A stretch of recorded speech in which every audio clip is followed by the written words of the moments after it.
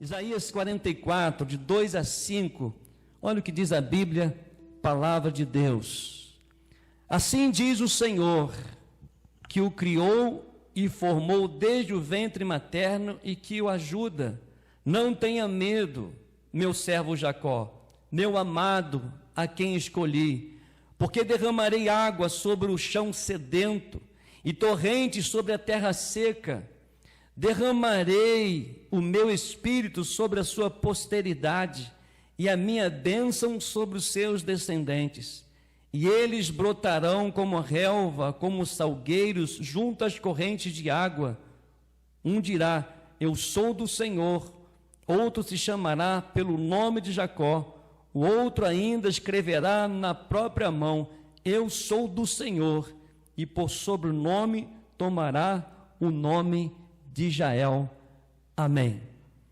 Quando eu estava lendo esse texto e quando nós estamos trabalhando sobre esta campanha de evangelização do nosso Brasil, quando nós temos clamado a Deus por um avivamento bíblico espiritual, quando podemos ver o mover de Deus nos grupos do Conhecendo Deus e Fazendo a Sua Vontade, é mais do que nunca, irmãos, tomarmos uma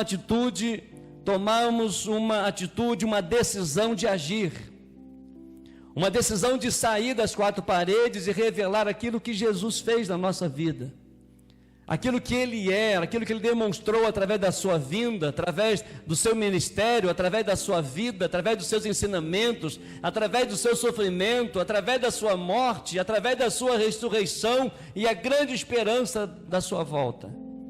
E quando eu estava lendo esse texto falou muito ao meu coração sobre a importância de nós estarmos evangelizando, a importância de falar do amor de Deus.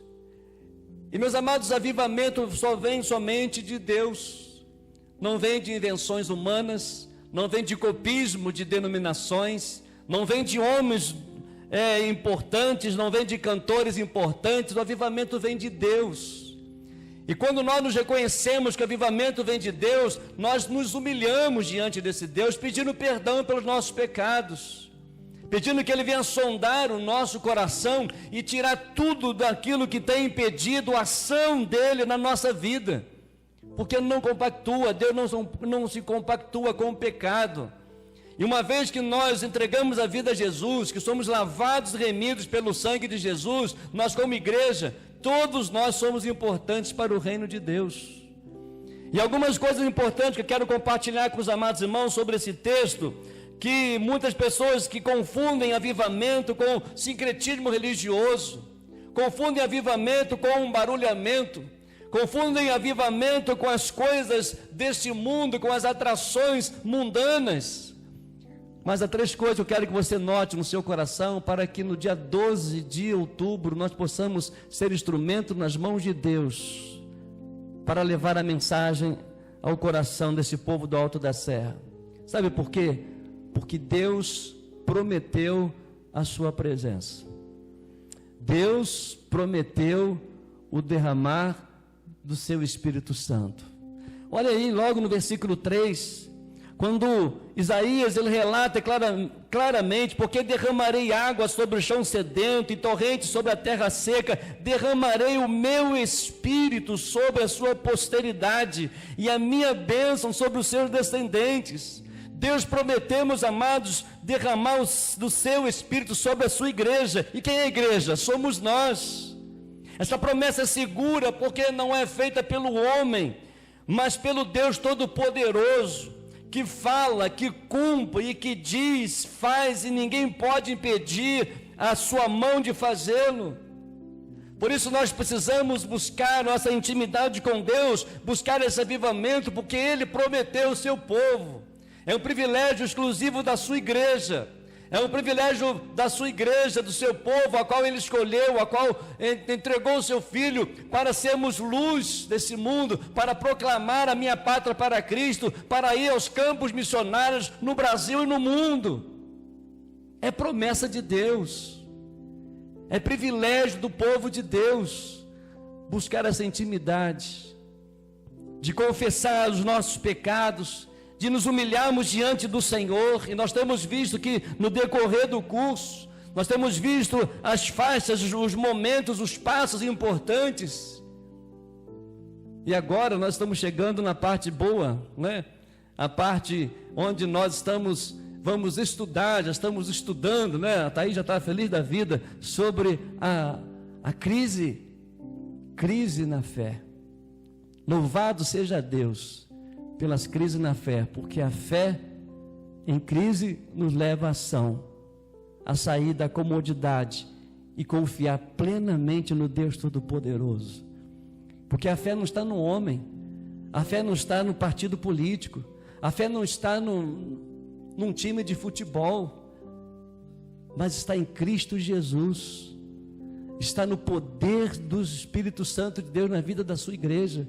E quando a igreja ela busca essa intimidade, ela sente o desejo, ela sente sede da presença de Deus, ela sente alegria em poder evangelizar, ela sente alegria em poder falar do amor de Deus.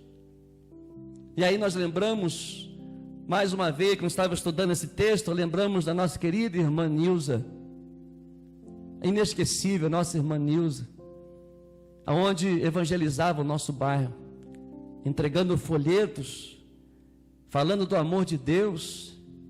Foi há uns 20 dias atrás para os Estados Unidos visitar a filha, e lá ela faleceu lá.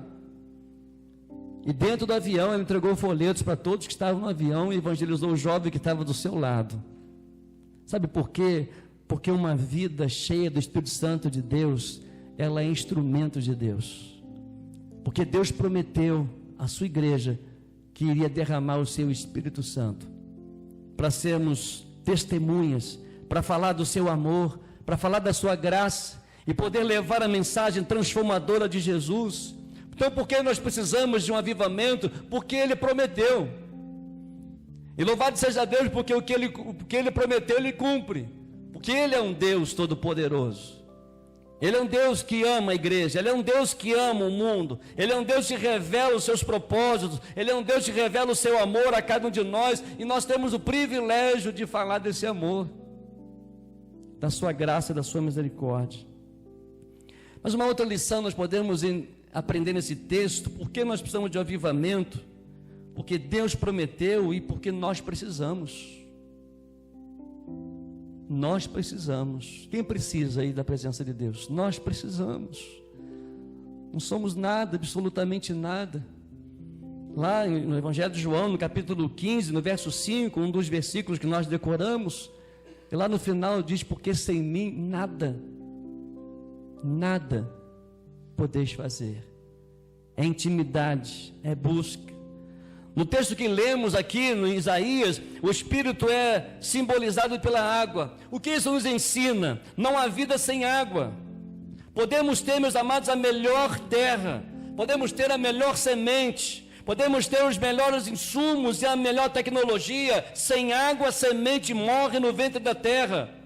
Podemos ter templos modernos, tecnologias sofisticadas, pregadores cultos, músicas excelentes, mas sem o Espírito Santo de Deus não há vida na igreja. Não há alegria de servir, não há alegria de evangelizar, porque é o Espírito Santo é quem produz em nós o desejo de falar do amor de Deus. É através do Espírito Santo de Deus em nós que nós somos motivados a sermos instrumento do Senhor e falar do seu amor. Charles Spurgeon disse certa vez: é mais fácil um leão tornar-se vegetariano do que uma alma sequer ser salva sem a obra do Espírito Santo. É obra de Deus, é o Espírito Santo de Deus, é Ele quem convence o homem do pecado, da justiça e do juízo. É Ele que leva o homem a reconhecer a sua necessidade de buscar a face de Deus. Não somos nós somos instrumentos do Espírito Santo de Deus para levar essa palavra às pessoas. E nós precisamos orar, nós precisamos agir, nós precisamos chorar pelas almas perdidas. Nós precisamos estar envolvidos com o Espírito Santo. Porque avivamento não é sede de bênçãos, mas sede de Deus. Avivamento não é sede das coisas para saciar a nossa carne, saciar os nossos desejos. Avivamento é fazer a vontade de Deus, é cumprir a vontade de Deus através de nós, independente das circunstâncias, independente daquilo que passamos, seja da luta, das lutas, das adversidades, das enfermidades, tudo para a glória de Deus. Ele usa, Ele é Deus Todo-Poderoso.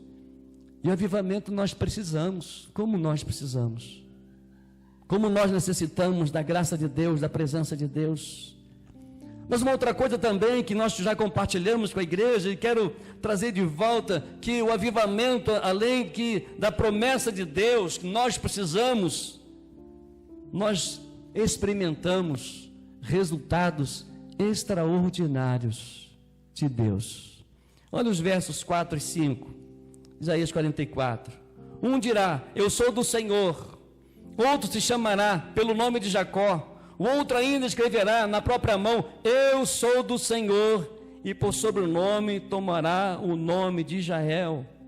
Uma igreja cheia do Espírito Santo, ela colhe resultados extraordinários. E o primeiro resultado de uma igreja cheia do Espírito Santo é o desejo de buscar a face de Deus.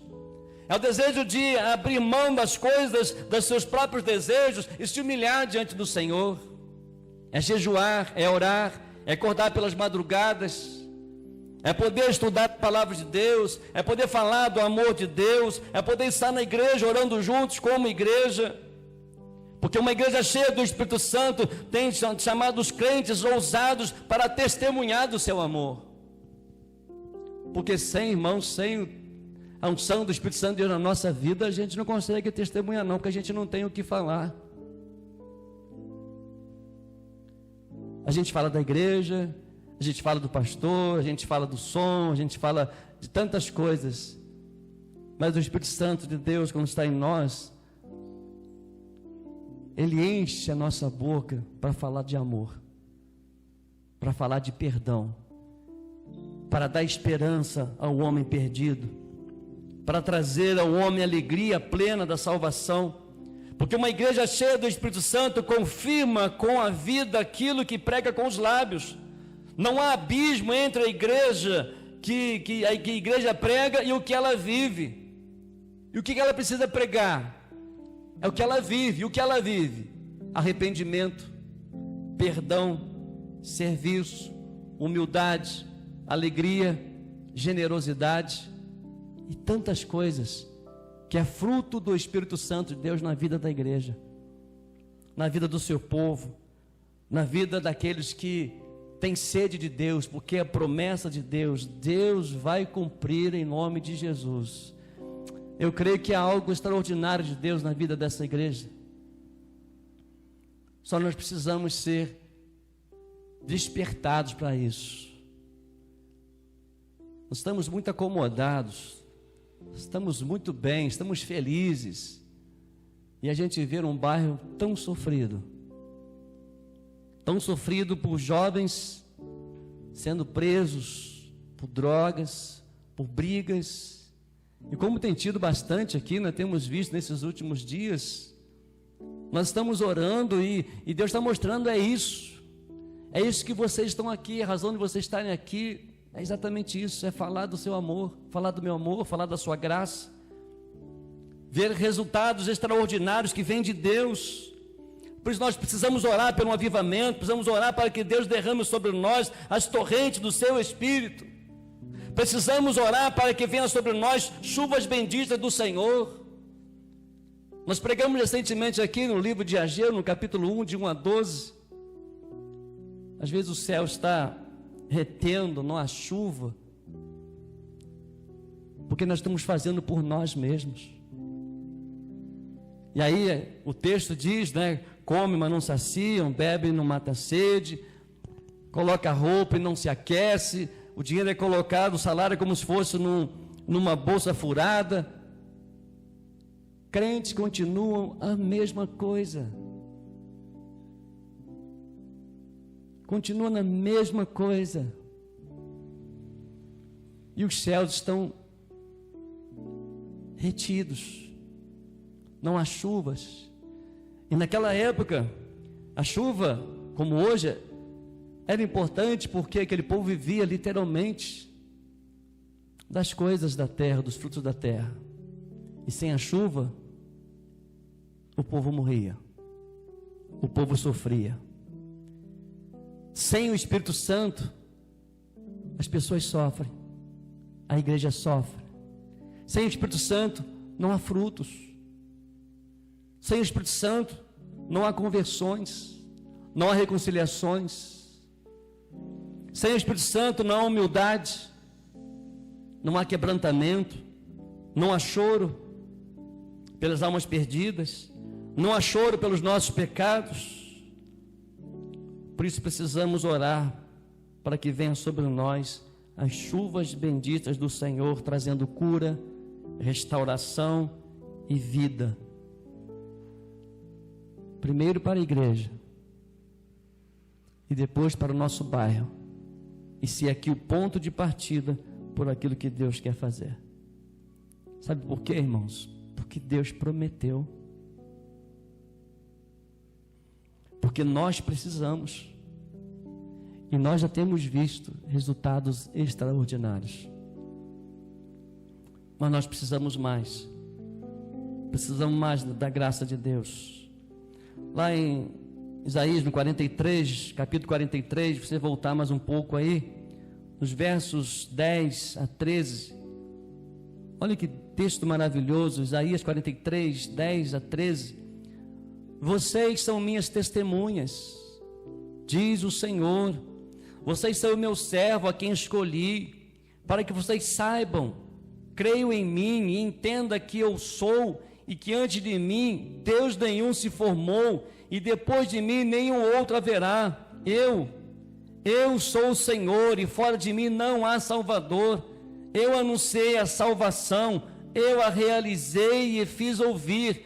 Deus estranho não houve entre vocês, pois vocês são minhas testemunhas, diz o Senhor. Eu sou Deus. Ainda antes que houvesse dia, eu sou, e não há quem possa livrar alguém das minhas mãos. Agindo eu, quem impedirá?